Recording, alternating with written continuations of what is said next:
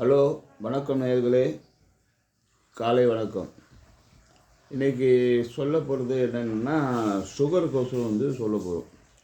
Sugar கொசம் நான் doctor கிட்ட எதுவும் கிடையாது, என்னோடய அனுபவத்தில் உள்ளது நான் உங்களுக்கு சொல்கிறேன்.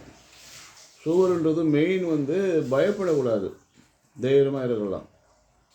சுகருன்றது சாவு வரைக்கும் கூடயே இருக்கும். ட்ராவல் பண்ணிட்டு போனால் அது உண்டான மருந்து மாத்திரை சாப்பிடணும். முக்கியமாக பார்த்தீங்கன்னா இது சாப்பிட்ற உணவே தான் மருந்து. அதில் சுகருக்கு உணவு தான் பெரிய மருந்து.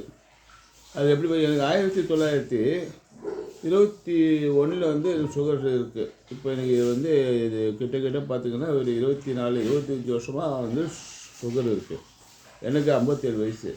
நான் எப்படி இருக்குன்னு நீங்களே பாருங்கள். ஆனால் சுகரை மாத்திரையும் கண்டினியூ போடுறேன். ஜிஹெச்சில் கொடுக்குற அந்த மாத்திரை 3 நாளுக்கு ஒரு வாட்டி 2 நாளுக்கு ஒரு வாட்டி இது தான் நான் போடுறேன். அன்னிலேருந்து இன்ன வரைக்கும் அப்படி தான் பண்ணுறேன். அது சுகருக்கு என்ன தேவைன்னு கேட்டிங்கன்னா, இன்சுலின் குறைபாடாக இருக்கிறதுனால தான் சுகர் வருது. அந்த இன்சுலின் குறைபாடு எதில் இருக்குதுன்னு கேட்டிங்கன்னா, இப்போ நம்ம அதிகமாக சுகர் இருக்குன்னா அந்த கால் எரிச்சல், கண் எரிச்சல், நான் உடம்புல இருக்க இந்த சைடு இடுப்பெல்லாம் கொஞ்சம் நமிச்சல் எல்லாம் இருக்கும். அதில் கண்டுபிடிச்சிக்கலாம் அது சுகர் ரொம்ப ஜாஸ்தியாக இருக்குது இல்லைன்னு சொல்லிட்டு. அப்போ என்ன பண்ணணும்னு சொன்னால், இன்சுலின் எதில் இருக்குதுன்னு பார்த்தீங்கன்னா, உங்களுக்கு ஆவாரம் பூ தண்ணியில் கொதிக்க வச்சு அதை 1 டம்ளர் சாப்பிட்லாம். 2வது வெந்தயம் காலையில் அப்படியே வெறும் வயிற்றில் கொஞ்சம் ஒரே ஒரு ஸ்பூன் அப்படின்னு சாப்பிட்லாம். வெந்தயத்தில் இன்சுலின் நிறைய இருக்குது. அதில் அப்படியும் சாப்பிடலாம் வெந்தயம். இதில் வெந்தயம் நைட்டில் ஊற வச்சு காலையில் தண்ணி ஊற்றாமல் வாயிலே அது உபநீரை வச்சு மென்று அப்படியே முழுங்கி சாப்பிட்லாம். அதில் இன்சுலின் நிறைய இருக்குது. 2வது பார்த்திங்கன்னா, இன்சுலின் வேறு எதில் இருக்குதுன்னு கேட்டிங்கன்னா, உங்களுக்கு மீனில் இன்சுலின் இருக்குது. மீனுனா பெரிய பெரிய மீன் இல்லை, ஒரு சுமாரான மீன். அது குழம்புல போட்டு அது சாப்பிட்லாம். அது இன்சுலின் நிறைய அதில் இருக்குது. அதுக்கப்புறம் வெண்டைக்காய் சாப்பிட்லாம், பாவக்காய் சாப்பிட்லாம், அப்புறம் கோவக்காய் சாப்பிட்லாம். அப்புறம் கோவக்காய் நல்ல நிறைய சாப்பிட்லாம். உடம்புக்கு என்னென்னு பார்த்தீங்கன்னா, கோழிக்கறி, நாட்டுக்கோழிக்கறி ஒரு 100 கிராம் குழம்புல போட்டு, அதில் இன்சுலின் இருக்குது. அதில் அது 100 கிராம் சாப்பிட்லாம். அது நாட்டுக்கோழி குழம்புல போட்டு அது சாப்பிடும். முக்கியமாக பார்த்தோம்னா, உடல் பயிற்சி கொஞ்சம் தேவைப்படும். வீட்லேயோ வெளியோ எங்கேயோ சரிங்க, ஒரு 20 நிமிஷம் வாக்கிங் மாதிரி அப்படியே சுற்றிட்டாலே ஓடின்னு ஆடின்னு போயிட்டு, பைக்கு காரு கீரு எது நீங்கள் வச்சுருந்தாலும் சரிங்க, ஒரு 20 நிமிஷம் ஒரு வாக்கிங் நடப்பயணம். கீழே உங்களுக்கு பக்கம் சும்மா சுற்றி பால் வாங்குறது, அப்படி போகிறது, இது வருது, அப்படி வாக்கிங் போகலாம். மொட்டை மாடி தான் மொட்டை மாடியில் போகலாம். வீட்டில் இடம் வந்தால் வீட்டில் போகலாம் உங்களுக்கு. அது இல்லாமல் இன்னொன்று பார்த்தீங்கன்னா, ஆப்பிள் பழம் நல்லா எடுத்துக்கலாம், சாப்பிட்லாம். மாவு ஆப்பிள் இருக்குங்கள, இதெல்லாம் சீசன். இந்த சீசன் மாவு ஆப்பிள் எடுத்துக்கலாம். பாத்ரூம் நல்லா வரும். மூக்கடலை சாப்பிட்லாம். மூக்கெல்லாம் உடம்பு நல்லா சத்து கொடுக்கும், உடம்பு நல்லா வலு கொடுக்கும். அதுவும் நல்லா சாப்பிட்லாம்.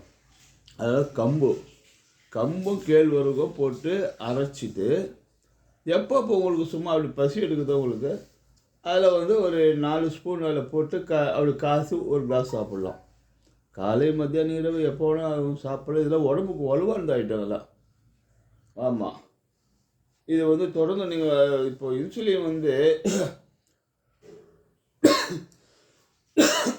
மாத்திரை போடுறதுனால கிட்னி போகுமான்னு சிலது கேட்குறாங்க. கிட்னி போகுமா என்னென்ன ப்ராப்ளம்னு. சுகர் அதிகமாக ஆயிடுச்சுனாவே கிட்னி பாதிக்கும், பல்லும் பாதிக்கும், எலும்பு இருக்குங்களா எலும்பும் பாதிக்கும். இந்த முட்டிக்கு இருக்க ஜாயிண்ட் ஃபுல்லாக அரிக்க ஆரம்பிக்கும். யார் சுகர் போய் எல்லாத்தையும் காலி பண்ண சொல்லும், எல்லாம் காலி பண்ணும் சுகர். 2வது ஸ்லோ பாய்சன் மாதிரி இந்த ஹார்ட் அட்டாக்னா ஒரு பெரிய பார்க்குறீங்க. ஹார்ட் அட்டாக் இது ஒன்றுமே தெரியாது. அப்படியே சொல்லுவாங்களே, நைஸாக ஆளை உடனே காலி பண்ணிட்டு அப்படி நைஸாக மெல்லமாக போயிடாது. அதனால் சுகர் நம்ம என்ன பண்ணலாம், துண்டுற சாப்பிடல நிறைய அதில் விஷயங்கள் நிறைய இருக்குது. சாப்பிட்டோம்னா இப்போ கேஸ் மாத்திரை வெளியே போய் போடுறாங்க. அது கேஸ் மாத்திரை போடாதீங்க. பூண்டு நல்லா யூஸ் பண்ணுங்க. அதே போல் வெந்தயம் சாப்பிட்றதுனால கோல்டு ஆகிடும். என்னடான்னு சொல்லிட்டு கவலைப்படாதீங்க. சுக்கு மிளகு கஷாயம் வச்சு வாரத்துக்கு வந்து ஒரு நாள் சாப்பிடுங்க. அப்போ இந்த கோல்டு கொஞ்சம் போயிடும், ஹீட்டு மறுபடியும் வந்துடும். இஞ்சி சாறு வந்து என்ன பண்ணுவாங்க, தோலெல்லாம் நல்லா சீவிட்டு மிக்சியில் போட்டு அரைச்சிட்டு சாறு போட்டு காலையில் ஒரு டம்ளர் போட்டு குடிங்க. குடலில் இருக்க குடல் புழு அழுக்கெல்லாம் அப்படி வெளியே வலிச்சு வந்துடும். ரெண்டாவது பார்த்தீங்கன்னா இந்த வாழைத்தண்டு இருக்குங்களே, வாழைத்தண்டை பொடியாக அரைஞ்சி அது ஒரு கூட்டு பொரியல் மாரி சாப்பிடுவோம். அதுக்கப்புறம் வந்து மூணாவது பார்த்தீங்கன்னா வாழைப்பூ இருக்குங்களா, அது எவ்வளோ விஷயம் இருக்குது தெரியுங்களா உங்களுக்கு. வாழைப்பூவில் வந்து பொரியல் பண்ணி சாப்பிட்லாம். இதை குடலுங்களுக்கு நல்லது. குடலில் இருக்க புழுலாம் எப்போவுமே இளமையாக இருப்பீங்க. சின்ன வயசு அது சுகரே தெரியாது. இப்போ என்னை பார்த்தா தெரியுது அவங்களுக்கு, இல்லை என்னை பார்த்தா சுகர், எனக்கு 58 வயசு ஆகுது, எனக்கு சுகர் தெரியுதா, சுகர் தெரியல.